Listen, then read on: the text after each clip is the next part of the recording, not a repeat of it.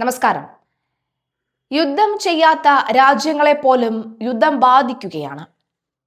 പാചകവാതക പ്രതിസന്ധിയിൽ രാജ്യങ്ങൾ വലയുമ്പോൾ എത്രയും വേഗം യുദ്ധം അവസാനിച്ച കാണാനാണ് എല്ലാവരും ആഗ്രഹിക്കുന്നത്. അതിനിടെ അമേരിക്കയിലെ മിഷിഗനിൽ ജൂത ദേവാലയത്തിന് നേരെ ആക്രമണം. കെട്ടിടത്തിലേക്ക് വാഹനം ഇടിച്ചുകയറ്റിയ ആക്രമിയെ സെക്യൂരിറ്റി ജീവനക്കാർ വെടിവെച്ച് കൊലപ്പെടുത്തി. ഡിട്രിയാറ്റ് നഗരത്തിനടുത്ത ടെമ്പിൾ ഓഫ് ഇസ്രയേൽ സിനഗോഗിലാണ് വ്യാഴാഴ്ച ഉച്ചയ്ക്ക് സംഭവം നടന്നത്. സംഭവത്തിൽ ആർക്കും തന്നെ ഗുരുതര പരിക്കില്ല. 12,000 അംഗങ്ങളുള്ള വലിയ സിനഗോഗിന് നേരെയാണ് ആക്രമണം നടന്നത്.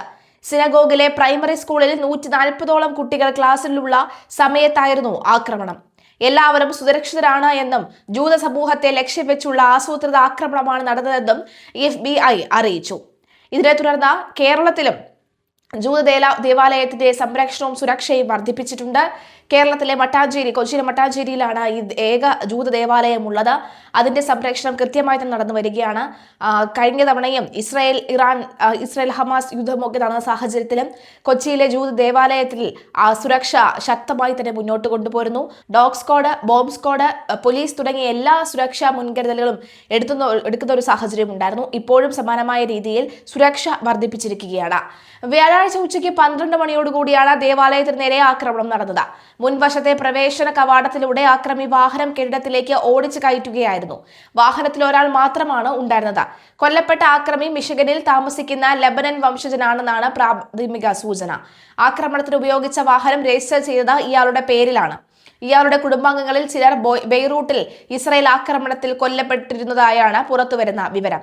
ആക്രമണത്തിന് പിന്നാലെ ഇയാളെ സുരക്ഷാ ഉദ്യോഗസ്ഥൻ വെടിവെച്ച് വീഴ്ത്തിയതായി ഓക്ലാൻഡ് കൗണ്ടി പോലീസ് അറിയിച്ചു. വാഹനം ഇടിച്ചൊരു സുരക്ഷാ ജീവനക്കാരന് പരിക്കേറ്റിട്ടുമുണ്ട്. പരിശോധനയിൽ ആക്രമിയുടെ വാഹനത്തിൽ നിന്ന് സ്ഫോടക വസ്തുക്കൾ കണ്ടെത്തിയിട്ടുണ്ട്. ഒമാനിലെ ആക്രമണങ്ങൾക്ക് പങ്കില്ല എന്ന് ഇറാൻ ആവർത്തിക്കുന്നതിനിടയിൽ ഒമാനിൽ വീണ്ടും ഡ്രോൺ ആക്രമണ ശ്രമം. ഖസബ് ഗവർണറേറ്റിലാണ് സംഭവം. ഡ്രോൺ ഒമാൻ സൈന്യം തകർത്തു. സംഭവത്തിന് പിന്നാലെ ബഹ്റൈനിൽ വീണ്ടും മുന്നറിയിപ്പ് സൈറൺ മുഴങ്ങി. അറേബ്യൻ ഗൾഫിലും ഹോർമൂസ് കടലിടുക്കിലും ഒമാൻ കടലിലും അപായ സാധ്യതാ തോത് UK മാരിടൈം ഏജൻസി അതീവ ഗുരുതരം എന്ന നിലയിലേക്ക് ഉയർത്തിയിട്ടുണ്ട്. ഒമാനെ തങ്ങൾ ഇതുവരെ ആക്രമിച്ചിട്ടില്ല എന്നായിരുന്നു ഇറാൻ അവകാശപ്പെട്ടിരുന്നത്. എന്നാൽ ഒമാനിൽ 2 ദിവസമായി നിരന്തരം അതിശക്തമായ ആക്രമണങ്ങൾ നടക്കുകയാണ്. തെറ്റിദ്ധരിപ്പിക്കാൻ മറ്റാരെങ്കിലും നടത്തുന്ന ശ്രമങ്ങളാണ് ഇതെന്നാണ് ഇറാൻ പറയുന്നത്. ഈ സമയത്താണ് കടലിലെ അപായ തോത് ഏറ്റവും ഗുരുതരം എന്ന നിലയിലേക്ക് UK മാരിടൈം ഏജൻസി ഉയർത്തിയത്. സംഘർഷകാലത്ത് 20 കപ്പലുകൾക്ക് നേരെ ആക്രമണം നടന്നതായാണ് റിപ്പോർട്ട്. അതിനിടെ സൗദിയിലെ എണ്ണപ്പാടത്തിന് നേരെ ഇറാൻ അയച്ച 7 ഡ്രോൺ സൈന്യം തകർത്തു. ഇന്ന് UAE 10 ബാലിസ്റ്റിക് മിസൈലുകളുടെയും 26 ഡ്രോണുകളെയും പ്രതിരോധിച്ചതായാണ് വിവരം. കുവൈറ്റിലേക്കും ഖത്തറിലേക്കും ബഹ്റൈനിലേക്കും ഇപ്പോഴും ആക്രമണ ശ്രമങ്ങൾ നടക്കുകയാണ്. അമേരിക്കയുമായി ഇസ്രായേലുമായും തുടരുന്ന രൂക്ഷമായ സൈനിക സംഘർഷം അവസാനിപ്പിക്കാൻ 3 പ്രധാന ആവശ്യങ്ങൾ മുന്നോട്ട് വെച്ച് ഇറാൻ പ്രസിഡന്റ് മസൂദ് പെസഷ്കിയാൻ. ഇറാന്റെ നിയമപരമായ അവകാശങ്ങൾ അംഗീകരിക്കുക, യുദ്ധക്കെടുതികൾക്ക് നഷ്ടപരിഹാരം നൽകുക, ഭാവിയിൽ അധിനിവേശം ഉണ്ടാകില്ല എന്ന അന്താരാഷ്ട്ര തലത്തിൽ ഉറപ്പ് നൽകുക എന്നിവയാണ് സമാധാനത്തിനുള്ള ഈ നിബന്ധനകളായി അദ്ദേഹം ഔദ്യോഗികമായി പ്രഖ്യാപിച്ചത്. ഇതാദ്യമായാണ് സംഘർഷം അവസാനിപ്പിക്കാനുള്ള കൃത്യമായ വ്യവസ്ഥകൾ ഇറാൻ പരസ്യമായി വെളിപ്പെടുത്തുന്നത്. അമേരിക്കയും സയനിസ്റ്റ് ഭരണകൂടവുമാണ് ഈ യുദ്ധത്തിന് തിരികൊളുത്തിയതെന്ന് കുറ്റപ്പെടുത്തിയ പെസഷ്കിയാൻ മേഖലയിലെ സാമ്പത്തിക സൈനിക കേന്ദ്രങ്ങൾക്ക് നേരെയുള്ള തിരിച്ചടി തുടരുമെന്നും സൂചിപ്പിച്ചു. സമാധാനത്തോടെയുള്ള ഇറാന്റെ പ്രതിബദ്ധത ആവർത്തിക്കുന്നതിനായി റഷ്യൻ, പാകിസ്ഥാൻ നേതാക്കളുമായി അദ്ദേഹം ചർച്ചകൾ നടത്തി. ഇതിനിടെ മേഖലയിലെ സമാധാന നീക്കങ്ങളുടെ ഭാഗമായി പാകിസ്ഥാൻ പ്രധാനമന്ത്രി ഷഹബാസ് ഷെരീഫ് വ്യാഴാഴ്ച സൗദി അറേബ്യയിലേക്ക് ഹ്രസ്വ സന്ദർശനം നടത്തുകയും റിപ്പോർട്ടുകൾ ഉണ്ടായി. ഇറാന്റെ ഈ പുതിയ നീക്കം അന്താരാഷ്ട്ര തലത്തിൽ വലിയ നയതന്ത്ര ചർച്ചകൾക്ക് വഴി തുറന്നിരിക്കുകയാണെന്ന കാര്യത്തിൽ സംശയമില്ല. IEA മുന്നറിയിപ്പ്. അതേസമയം പശ്ചിമേഷ്യയിലെ ആഗോള എണ്ണ വിപണിയുടെ ചരിത്രത്തിലെ ഏറ്റവും വലിയ വിതരണ തടസ്സത്തിന് കാരണമായതായി അന്താരാഷ്ട്ര ഊർജ്ജ ഏജൻസിയുടെ മുന്നറിയിപ്പ്. പേർഷ്യൻ ഗൾഫിലെ കപ്പലുകൾക്കും ഊർജ്ജ കേന്ദ്രങ്ങൾക്കും നേരെ വീണ്ടും ആക്രമണങ്ങൾ ഉണ്ടായ പശ്ചാത്തലത്തിലാണ് ഈ റിപ്പോർട്ട്. ലോകത്തിലെ പ്രതിദിന എണ്ണ ഉൽപാദനത്തിന്റെ 1/5 കടന്നുപോകുന്ന തന്ത്രപ്രധാനമായ ഹോർമൂസ് കടലിടുക്കിലൂടെയുള്ള എണ്ണ നീക്കം ഏതാണ്ട് പൂർണ്ണമായും നിലച്ച മട്ടാണെന്നും IEA തങ്ങളുടെ പ്രതിമാസ റിപ്പോർട്ടിൽ ചൂണ്ടിക്കാട്ടി.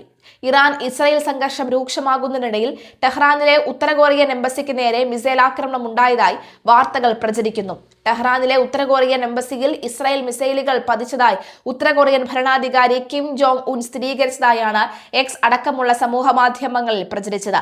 ഇസ്രായേൽ വലിയ തെറ്റ് ചെയ്തു എന്ന് കിം ജോങ് ഉൻ പറഞ്ഞതായാണ് പ്രചരണം നടന്നത്. എന്നാൽ കിം ജോങ് ഉൻ അത്തരമൊരു പ്രസ്താവന നടത്തിയതായി സ്ഥിരീകരിച്ച തെളിവുകൾ ഇല്ല. ഇസ്രായേൽ നടത്തിയെന്ന് പറയപ്പെടുന്ന ആക്രമണത്തെക്കുറിച്ച് പ്രധാന അന്താരാഷ്ട്ര വാർത്താ ഏജൻസികളും ഔദ്യോഗിക ഉത്തര കൊറിയൻ മാധ്യമങ്ങളും അദ്ദേഹത്തിന്റെ ഒരു അഭിപ്രായവും റിപ്പോർട്ട് ചെയ്തിട്ടില്ല എന്ന് ടൈംസ് നൗ ഫാക്ട് ചെക്ക് വിഭാഗം റിപ്പോർട്ട് ചെയ്യുന്നു. ഇസ്രായേൽ ഇറാൻ നടത്തുന്ന ആക്രമണത്തിനിടയിൽ ടെഹ്റാനിലെ ഉത്തര കൊറിയൻ എംബസിക്ക് കേടുപാടുകൾ പറ്റിയെന്ന സോഷ്യൽ മീഡിയയിലൂടെ പ്രചരിച്ച വാർത്തകൾക്ക് പിന്നാലെ കിം ജോങ് ഉൻ വിഷയത്തിൽ പ്രചരിച്ചതായാണ് കിംവദന്തികൾ ആരംഭിച്ചത്. ഇറാന്റെ പുതിയ പരമോന്നത നേതാവായി മുജ്തബ ഖമനേയിയെ തെരഞ്ഞെടുത്തതിനെ പിന്തുണച്ച് ഉത്തര കൊറിയൻ രംഗത്തെത്തിയിരുന്നു.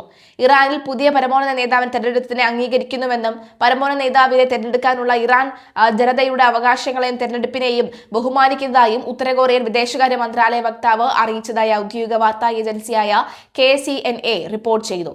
ഇറാനെതിരെ US-ഉം ഇസ്രായേലും നടത്തുന്ന ആക്രമണങ്ങളെയും ഉത്തര കൊറിയ കുറ്റപ്പെടുത്തി.